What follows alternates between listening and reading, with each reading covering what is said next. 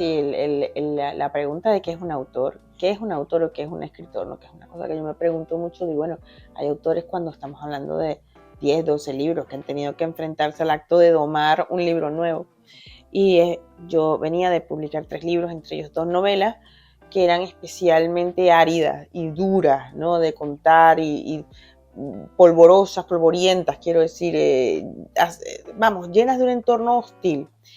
Y vengo a hacer periodismo. Entonces yo decía, no me apetece para nada plantearme una historia periodística, que lo hago todo el día con mi trabajo. La novela que tengo en la cabeza no tengo musculatura para echarla adelante porque necesito cambiar las palabras. Y dije, bueno, voy a meterme en un género que es el relato de aventura.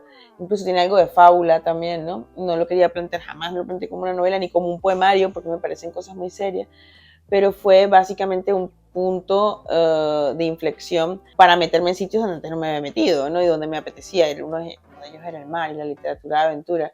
Y el lenguaje de mar es un lenguaje que te rejuvenece, ¿no? Y yo necesitaba un cambio de lenguaje, quería ver cómo me comportaba yo en otras circunstancias.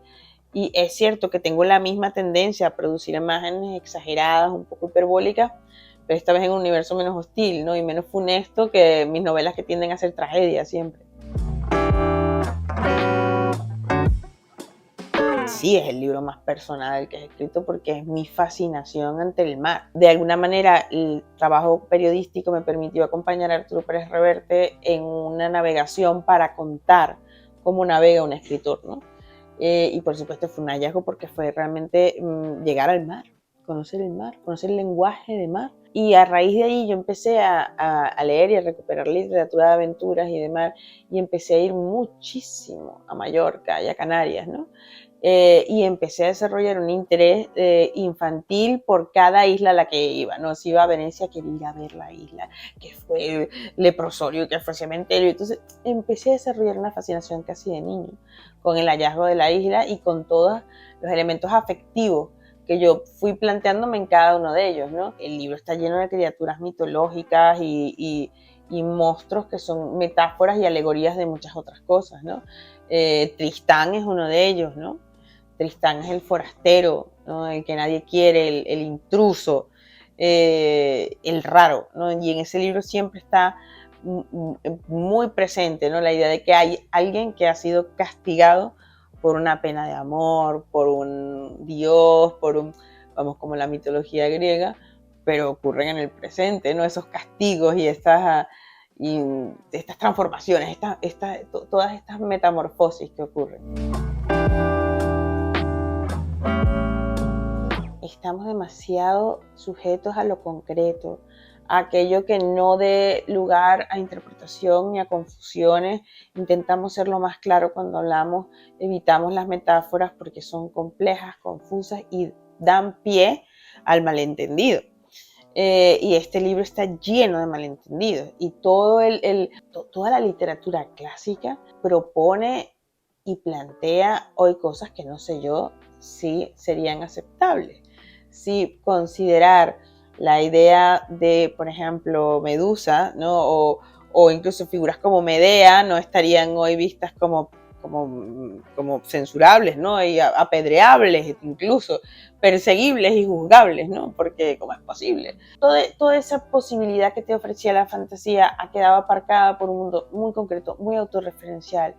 Ese exceso de autoficción a mí me parece que habla de un tiempo muy narcisista, de un tiempo muy adanista, donde todo aquello que damos por descubierto consideramos que es total, ¿no?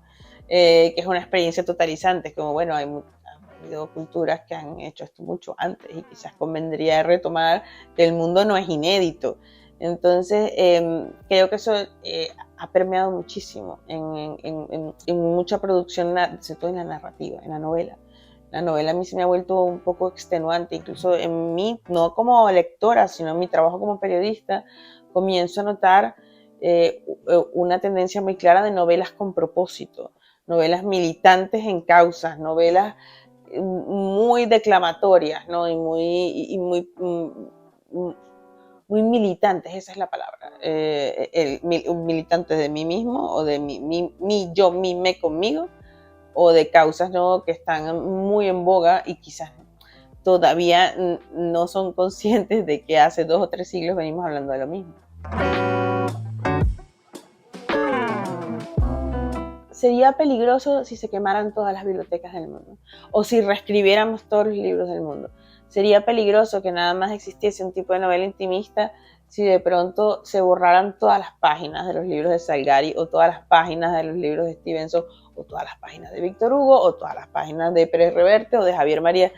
Mientras tengamos la noción de tradición, de aquello que fue hecho antes, que nosotros estamos salvados. Podemos seguir escribiendo todas las odas personales y narcisistas del mundo, porque en algún momento nos cansaremos y volveremos a las raíces, ¿no? Hay un montón de autores del siglo XX, del siglo XIX, que permanecen intactos, ¿no?, en su vigencia. Y tengo esa sensación de que cuando uno lee, por ejemplo, Ovidio, La Metamorfosis, hay una gran cantidad de contenido político, moral, religioso que sigue estando vigente hoy, ¿no?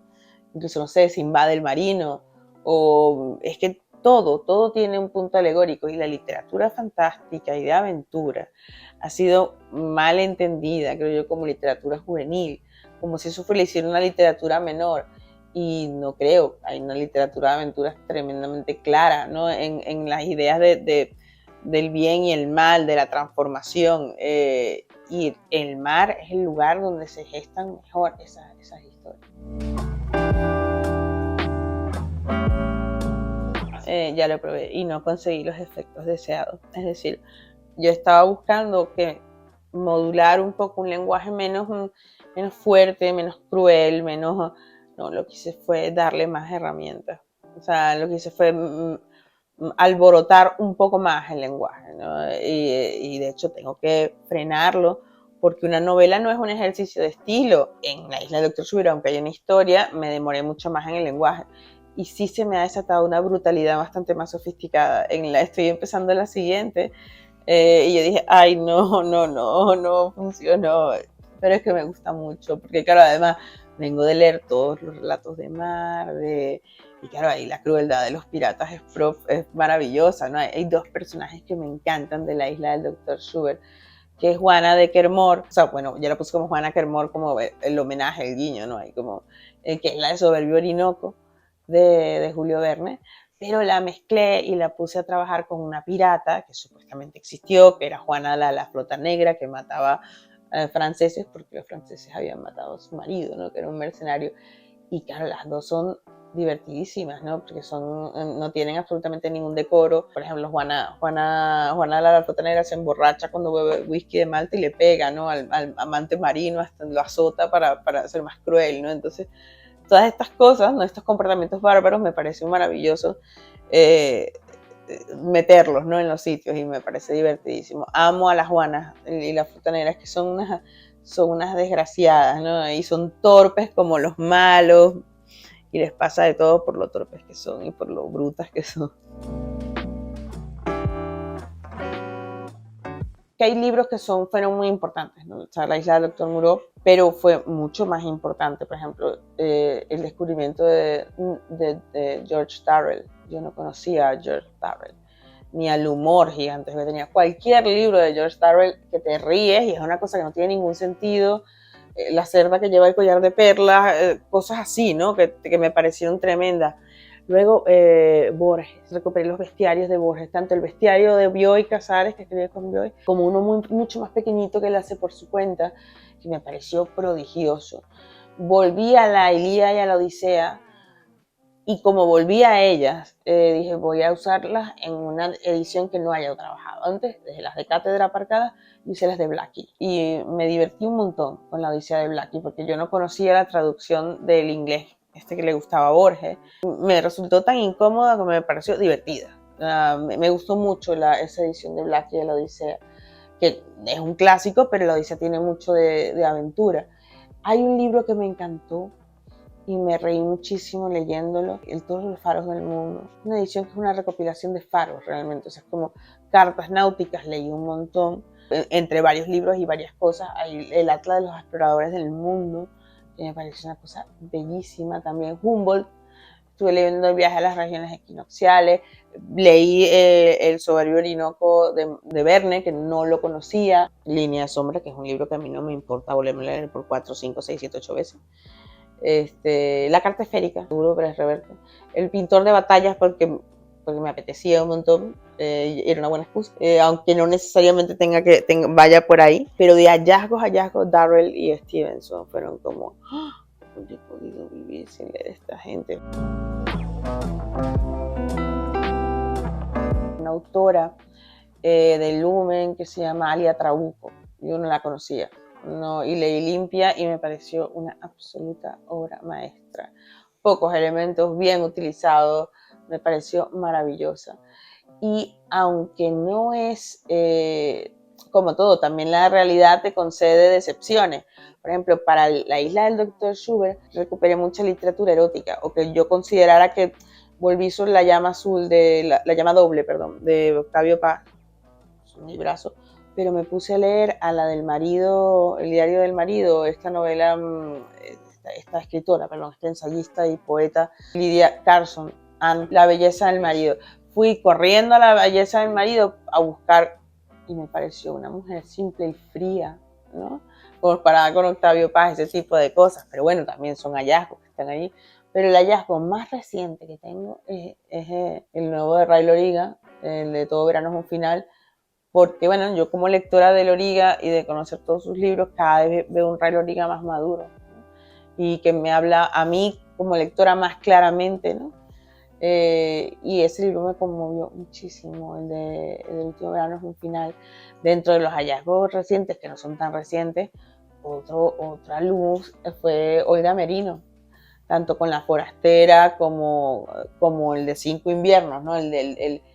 Me preocupó lo extraño que es dos personas que no se conocen, que escriben muy parecido. Yo no conocía la literatura de Olga Merino y me dejó absolutamente fascinada. Hay una autora francesa, bueno, marroquí francesa, pero que es muy conocida, es una rockstar, pero yo no la había leído, que es Leila Slimani. Me gusta un montón. Y Annie Ernaux, que además el día que Annie Ernaux ganó el Nobel, yo empecé a llamar por teléfono en la redacción y preguntaba a gente muy seria qué opinaba de Annie Ernaux. Me decían, es que no la he leído todavía. Yo dije, esta señora es muy conocida, pero poco leída. Y me puse a leer sus libros y me llamaron la atención, ¿no? Para el momento en que está escrito, como está planteado, me pareció interesante, ¿no? Esos hallazgos, incluso hasta aquellas cosas que no te gustan, ¿no? Te pueden resultar un hallazgo, ¿no? En el caso de Anne Garson y de Annie Ernaux.